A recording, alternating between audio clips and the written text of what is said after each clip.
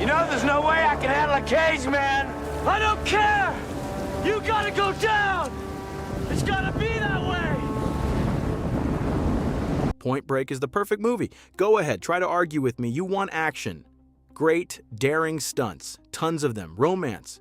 Right there. Drama. Absolutely. And best of all, we have Keanu Reeves and Patrick Swayze, a pairing that made Hollywood history. After 35 years, Keanu is still here, healthy kind, still loved by both Hollywood and audiences. But Patrick never got the chance to grow old with us. Cancer tortured him right up to his final days. But Point Break is not just about those two legends. The rest of the cast also had very real turns, accidents, addiction, legal trouble, and deaths that will leave you silent. Today, let's look back at 15 actors from Point Break, from legends still shining bright, to fate so sad you will never watch this movie with the same eyes again. Number 1, Keanu Reeves as Johnny Utah. Let's talk about Keanu Reeves, that rare man in Hollywood almost nobody wants to hate. Born in 1964, Keanu was only 27 when Point Break came out in 1991. He played Johnny Utah, a former quarterback turned rookie FBI agent sent undercover into the surfer world to track down the bank-robbing ex-presidents. Before Speed, before The Matrix, before John Wick, this was one of the first times audiences saw Keanu step into action. Territory running, falling, surfing, chasing, and getting pulled into a dangerous kind of masculinity he did not fully understand yet. AFI also called Point Break Keanu Reeves' first action role. After this movie, Keanu did not explode like some loud movie star. He took the long road. Speed made him a major action name. The Matrix turned him into a global icon. Then John Wick did something rare, bringing him back to the top when many stars from his era had already faded. But what still makes men respect Keanu is not just guns, cars, martial arts, or black suits. It is the way he has moved through his life. His father left the family when Keanu was young.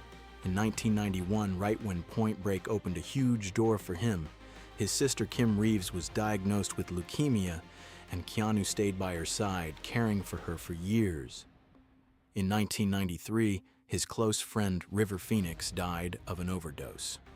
In 1999, Keanu and Jennifer Syme's daughter Ava was stillborn. Their relationship fell apart afterward. In 2001, Jennifer died in a car accident. For a lot of people, that much would be enough to turn bitter toward the whole world. Keanu did not. He did not sell his pain. To the press, did not turn tragedy into a performance, did not need anyone pitying him on a red carpet. He just went quiet, kept working, lived more privately, became even kinder, and let the audience understand on their own. This year, Keanu is 62. He is still acting, still tied to John Wick, still playing music, still stepping out in front of fans with a humility that makes it feel like fame never knocked him off balance. Maybe that is why we still love Keanu Reeves. Not because he is never broken, but because after everything, he still keeps walking like a decent man. And if Keanu's story is pain hidden behind silence, then the next person is a much bigger tragedy, a fiery soul of Point Break who fought illness until his very last breath. Patrick Swayze. Number 2, Patrick Swayze is Bodhi. And now we come to Patrick Swayze, the man who lived like Bodhi off-screen, then died in a way more painful than any movie scene. Born in 1952 in Houston, Texas, Patrick Swayze entered Point Break when he was 39. By then, he was not an actor waiting to be discovered. He already had Dirty Dancing Roadhouse Ghost, and in 1991, people named him Sexiest Man Alive. In the movie, he played Bodhi, the leader of the ex-presidents, a surfer who lived by freedom, adrenaline, and crime. The thing is, Swayze was not just pretending to be that kind of man. He already had skydiving experience, performed his own skydiving scenes, and also learned to surf for the role. After Point Break, he still had memorable roles in To Wong Foo Thanks for Everything Julie Newmar and Donnie Darko. But the box office glow from Dirty Dancing and Ghost was not as bright as before. Behind that strong exterior was a private life with a lot of cracks. He grew up under heavy pressure from his choreographer mother, a strict, demanding woman who left him with deep wounds. His father died in 1982. His sister Vicky died by suicide in 1994, leaving Swayze with guilt and depression. Alcohol also pulled him down more than once after losses in the family. In 1996, while filming Letters from a Killer, he had a horseback riding accident, broke both legs, and badly injured his shoulder. His career slowed down and his mental state dropped too. Then, in 2008, he was diagnosed with pancreatic cancer. Even while going through chemotherapy, he still filmed The Beast, working long days in freezing Chicago, even refusing pain medication because he was afraid it would affect his acting. Lisa Nemi, the wife he had married in 1975, stayed with him until the end.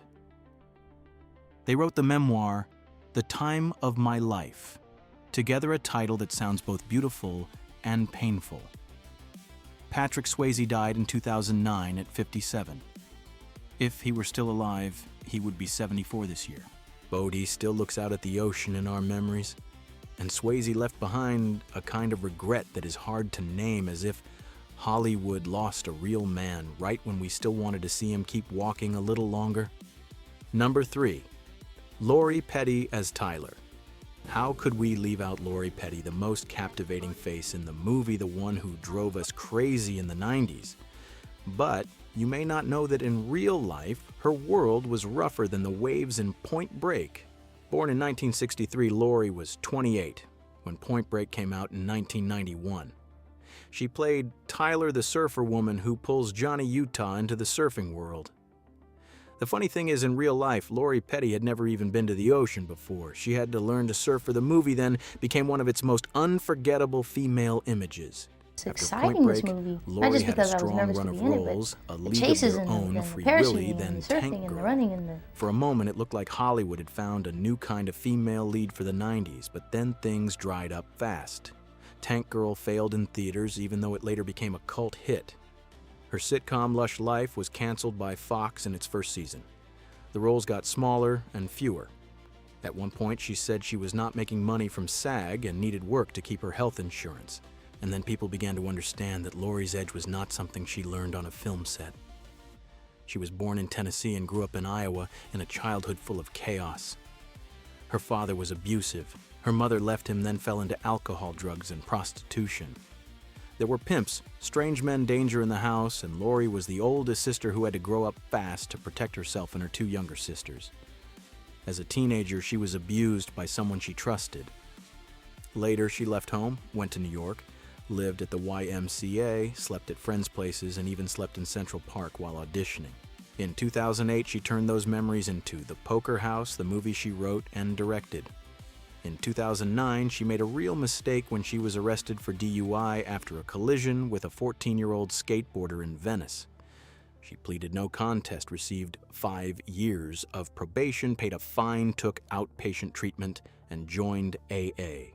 But Lori Petty did not disappear. She came back with Orange is the New Black, then Station 11. This year she is 63, still tied to Venice Beach.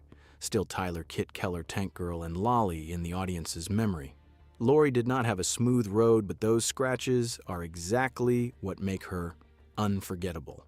Number 4, Gary Busey as Angelo Pappas. And now we have Gary Busey, an actor who once reached the Oscars, then slowly slid into a life more chaotic than the roles he played.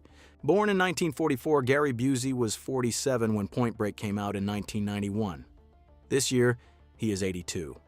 In the movie, he played Angelo Pappas, the older, gruff, strange FBI agent who believes the ex-presidents are not ordinary bank robbers but surfers. Pappas is not handsome, not polished, and does not seem like a hero. He feels like an old cop sitting in a car with fast food case files and instincts that are still sharp. That is exactly what makes him memorable. Before Point Break, Busey had been taken very seriously as an actor. He was nominated for an Oscar for the Buddy Holly story, then appeared in Lethal Weapon and Predator 2. After Point Break, he still had Under Siege, The Firm, Rookie of the Year, Black Sheep, and Lost Highway. But as time went on, people talked about Gary Busey for more than just his movies. In 1988, only 3 years before Point Break, he had a serious motorcycle accident in Culver City. He was not wearing a helmet, was thrown from the bike, hit his head on the curb, suffered a major injury, and had to undergo brain surgery. Later, Busey said many times that he had a near-death experience. A lot of people also view his later unpredictable behavior through the shadow of that brain injury. Then in 1995, he nearly died from a cocaine overdose at his home in Malibu. After that, he faced charges related to cocaine, psilocybin, marijuana, and being under the influence of cocaine. In 1997, he had surgery to remove a cancerous tumor from his sinus. Later, he appeared on Celebrity Rehab with Dr. Drew and several reality shows, and the image of an Oscar-nominated actor slowly shifted into the image of a strange, unpredictable public figure who was sometimes hard to watch. The heaviest trouble came much later. In 2022, Busey was accused of inappropriate behavior at Monster Mania convention in New Jersey. In 2025, he pleaded guilty to fourth-degree criminal sexual contact and was later sentenced to 2 years of probation. Number 5. John C. McGinley as Ben Harp. Born in 1959 in New York, McGinley was 32 when the movie came out in 1991. He played Ben Harp, Johnny Utah's boss, the man who treats the ex-president's surfer theory like pure madness. Before that, he already had Platoon Wall Street and talk radio, so he was not some unknown supporting face. After Point Break, McGinley took the long road with C7N The Rock and Office Space. But for American TV audiences, the role that made him immortal was Dr. Perry Cox. In Scrubs, the bitter, smart, insulting doctor with a heart buried deep down. He is still tied to the Scrubs revival, now a sign that a durable supporting actor like him is not easy to erase. In real life, McGinley's biggest story is not scandal, it is family. His son Max was born in 1997 and has Down syndrome. The family did not know in advance, and McGinley once admitted that when the doctor told him, he barely understood what Down syndrome was. Max is mostly nonverbal, but he loves music, has played in a band, worked at Starbucks, and learned to communicate through spellers. His first marriage to Lauren Lambert ended in 2001. In 2007, he married Nicole Kehler and had 2 more daughters. This year, McGinley is 67, still acting and still speaking up for the Down syndrome community. He has played plenty of hard-voiced men, but in real life, his biggest story is learning how to soften for his son. Number 6. James LeGros as Roach. There are actors whose names you might not remember right away, but the moment you see their face, you know this guy belongs to 90s American movies. James LeGros is that kind of face. Born in 1962. LeGros was 29 when Point Break came out in 1991. He played Roach, a member of the ex-presidents, the surfer gang, robbing banks with Bodhi. Before that, he had worked with Kathryn Bigelow on Near Dark, and that connection brought him to Point Break. LeGros said Bigelow let him choose one of the surfers, and he chose Roach. He also performed his own skydiving scenes, a detail that fits perfectly with that era's real action, real body kind of filmmaking. Before becoming a familiar face in American indie films, LeGros lived very close to the ground. He once did not know what he wanted to do, found acting almost by accident, then moved to Los Angeles, slept on couches, showered at the YMCA, and at times lived in a van just to hold on to the work. There was no glamour in that stretch, just a young man trying to find a way into a city that promised him nothing. After Point Break, he did not become a mainstream star like Keanu Reeves or Patrick Swayze, but from Drugstore Cowboy to Zodiac, from Ally McBeal to Justified, and more recently Good One and Severance, LeGros keeps showing up wherever a real face is needed. Not shiny, not fake. In 1992, he married Christina Loggia, daughter of Robert Loggia, and later lived with his family in Jackson Hole, Wyoming, far from Hollywood's noisy pace. Number 7. John Philbin as Nathaniel. Born in 1960 in California, Philbin was 31 when the movie came out in 1991. He played Nathaniel, a member of the ex-president's part of Bodhi's inner circle with Roach and Grommet.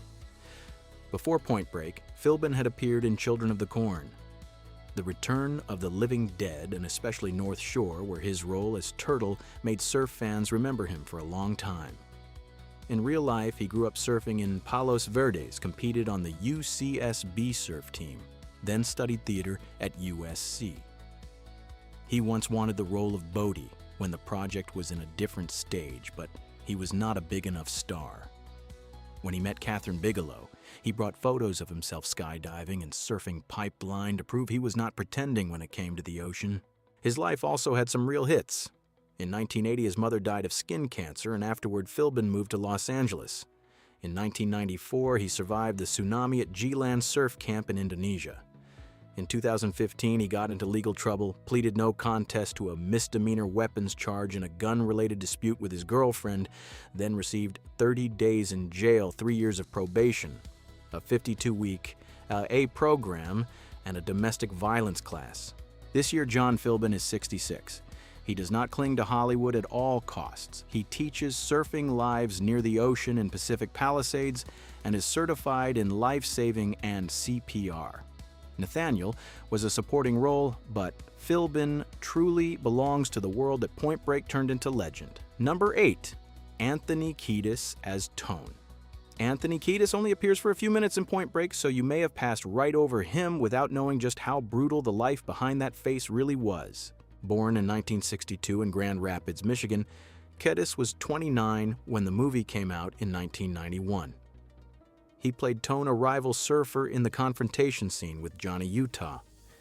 It is not a big role, but watching it again today, a lot of people are startled to realize that is the front man of Red Hot Chili Peppers. 1991 was a huge year for Kiedis. Point Break came out in July, and then in September, Red Hot Chili Peppers released Blood Sugar Sex Magic. That album had Under the Bridge, Give It Away, Breaking the Girl, and took the band from a pretty niche name to a major force in American rock. By 2012, Red Hot Chili Peppers were inducted into the Rock and Roll Hall of Fame. But Kiedis' life was not just stages lights and songs that gave a whole generation chills. He grew up in a wild Hollywood environment, was exposed to drugs very early, then struggled for years with heroin and cocaine. Addiction affected his work, the band, and his relationships. In 1988, Hillel Slovak, his close friend and founding guitarist of Red Hot Chili Peppers, died of an overdose at 26. That was a deep wound in the band's history. His memoir Scar Tissue later exposed many dark parts of Kiedis' life, but it also made people look back at his past more harshly. Many stories involving women under 18 were heavily criticized. In her memoir published in 2025, Ione Skye said she started dating Kiedis when she was 16 and he was 24, then got pregnant at 17, in a relationship overshadowed by drugs and instability. This year, Kiedis is 64, still the lead singer of Red Hot Chili Peppers and the father of his son, Everly Bear. He is a rock legend, but not the kind of legend you can look at with simple eyes. Number 9. Lee Tergesen as Rosie. Lee Tergesen is the kind of actor whose name you may not remember right away, but one look at his face and, he has been through half of American television. Born in 1965 in Connecticut, Tergesen was 26 when Point Break came out in 1991. He played Rosie, a supporting role in the criminal storyline, not on screen that much, but enough to make the second half of the movie feel more dangerous. For Tergesen, this was not just a small role. His official website calls Point Break his first major Hollywood break. Before that, his life looked nothing like a star's. He studied acting at the American Musical and Dramatic Academy in Manhattan, then worked as a waiter at Empire Diner from 1986 to 1989. He once admitted he was not a great waiter, but he had a sense of humor and plenty of attitude. That was where he met Tom Fontana, who later created Oz. Later, Tergesen went to Los Angeles just to help Fontana move. Right after he arrived, he met a casting director at dinner, was asked if he was an actor, and got suggested for a role in Point Break. After this movie, he had Wayne's World, too, then played Chet Donnelly in Weird Science. But the role that really made people remember him was Tobias Beecher in Oz from 1997 to 2003. After that, he kept appearing in Generation Kill, Desperate Housewives, Longmire, The Americans, Watchmen, Jack Ryan, The Good Fight, Blue Bloods, and Tracker. This year, Lee Tergesen is 61. He does not need scandal to survive. He has something much harder. A lasting career from a waiter in New York to a face American television never forgot. Number 10, Tom Sizemore as DEA agent, Deets. Tom Sizemore was not the most noticed name in Point Break, but his life became one of the most intense stories in 90s Hollywood. Born in 1961 in Detroit, Sizemore was 30 when Point Break came out in 1991. He appeared as DEA Agent Deets, a very small role and not part of the main credits. But only a few years later, that face started showing up across America's gunpowder-soaked movies: True Romance, Natural Born, Killer's Heat, Saving Private Ryan, then Black Hawk Down. Sizemore was not a clean leading man type. Sizemore struggled for years with substance addiction, including methamphetamine, heroin, and cocaine. His career was overshadowed by arrests, probation violations, drugs, and domestic violence. In 2003, he was convicted in a domestic violence case involving Heidi Fleiss. After that came failed drug tests, probation trouble, and even one attempt to beat a test with a fake device. At one point, he went to jail. At another, he was homeless. In 2013, Sizemore released the memoir, By Some Miracle, I Made It Out of There.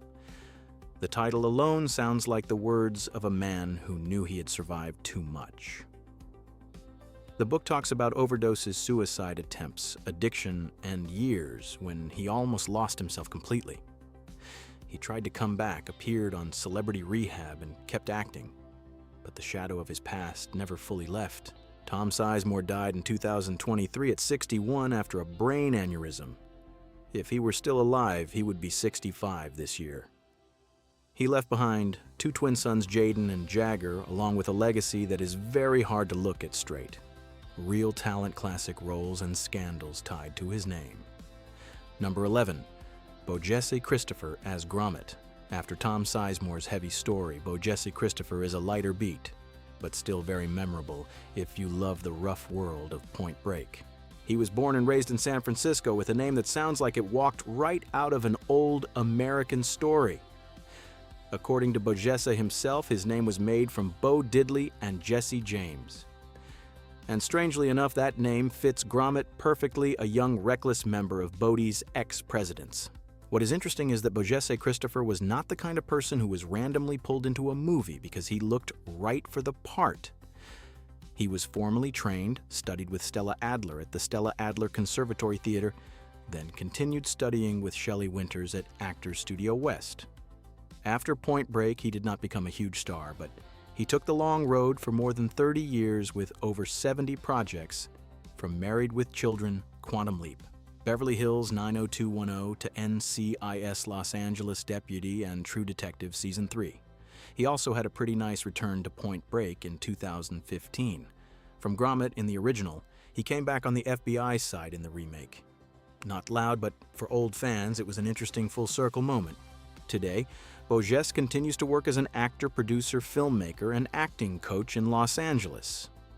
He founded BoJesse Christopher Acting Studio in 2018, then developed Mood Elevator Creative. Not everyone needs tragedy to be worth talking about.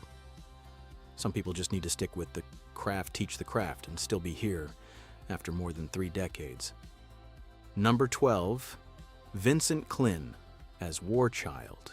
Born in 1960 in New Zealand, Klyn was 31 when Point Break came out in 1991. He played Warchild, a rival surfer, in the beach confrontation storyline with Johnny Utah. It is not a big role, but it is very easy to remember. In a movie full of the beauty of the ocean, sun, young bodies, and men who like to live dangerously, Warchild brings something else, a sense of threat.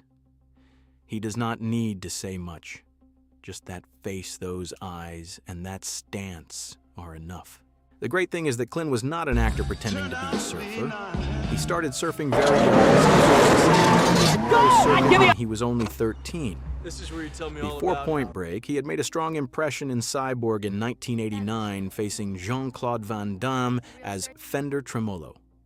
After that, he moved through many action and cult films like Red Surf Kickboxer, Two Blood Match, Dahlman Nemesis, and even Baywatch. Klyn does not have a major scandal or a standout personal tragedy to turn into a dark story. His story is in a different turn from professional surfer to model to villain actor, then gradually moving away from the center of Hollywood. Some material describes him moving to Los Angeles, working as a model, then entering film through that fierce look you could never mistake for anyone else. This year, Vincent Klyn is 66. He is no longer a mainstream name, but for Point Break fans, Warchild is still the beach face you do not want to mess with. And sometimes just one supporting role like that is enough to lock a person into 90s action movie memory. Number 13, Julie Michaels as Freight Train. Before Hollywood filled the screen with computer effects, people like Julie Michaels had to really fall, really slam into the ground, and really get back up to shoot again. In Point Break, Julie played Freight Train a small role in the raid scene, but one fight scene with Keanu Reeves was enough for audiences to remember her. The New York Times once called her the babe who nuked Keanu, and honestly, that is the kind of nickname that could only come from early 90s action movies.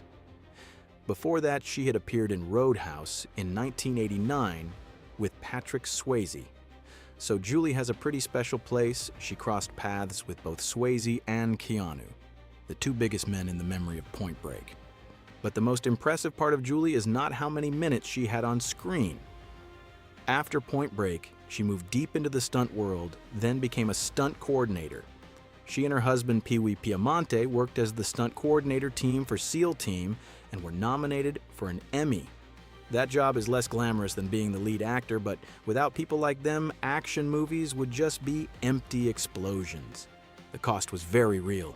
In one stunt, Julie was handcuffed to another person and jumped from a second-floor fire escape into a truck bed. The landing hit the mark, but the impact was still too brutal. She broke her back. At one point, she had no feeling in her arms and legs, and that was not the only time. Across years in the business, Julie also carried neck and leg injuries, the kind of things that never make the movie poster, but stay with a stunt performer long after the scene is over. This year, Julie Michaels is 56. She does not need a leading role to be memorable. She belongs to a generation that made action movies with bones, muscles, and real pain.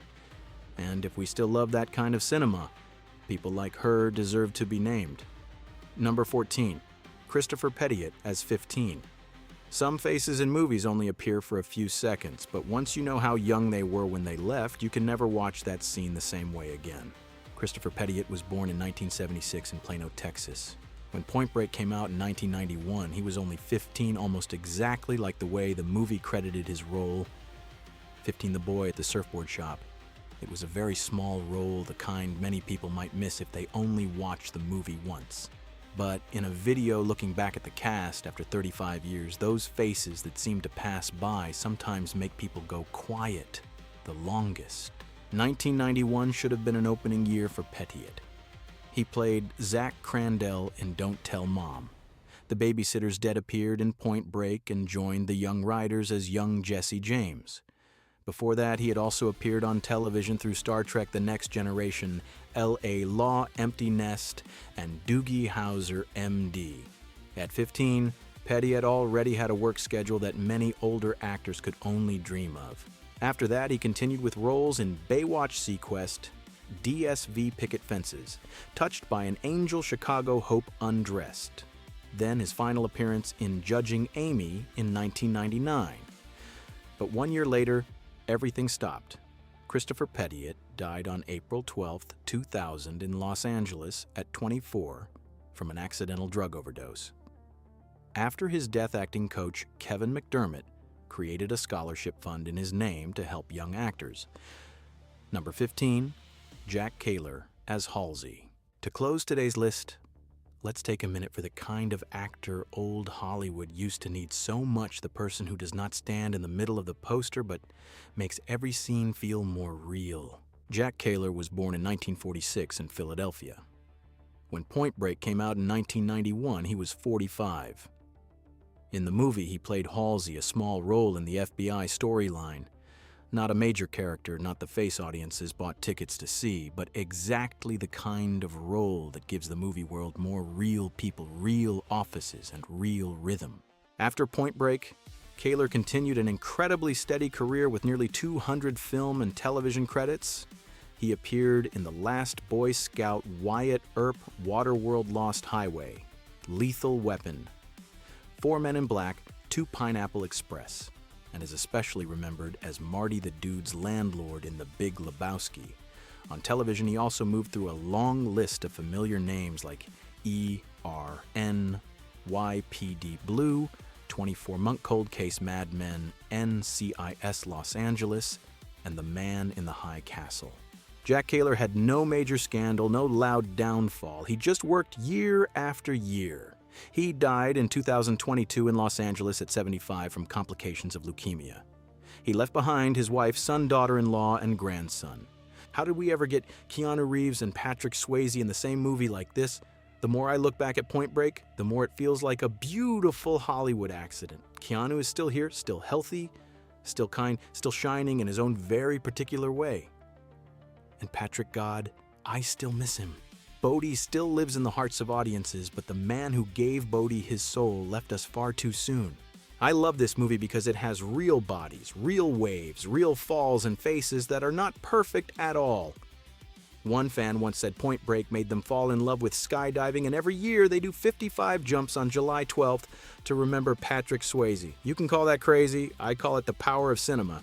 So, I do not just want to know who you like the most. I want to know what Point Break meant to you. Where did you first watch it? Which scene stayed with you the longest? That is why Weird Movie Secrets exists. So those of us who still love Hollywood's golden era have a place to remember it together.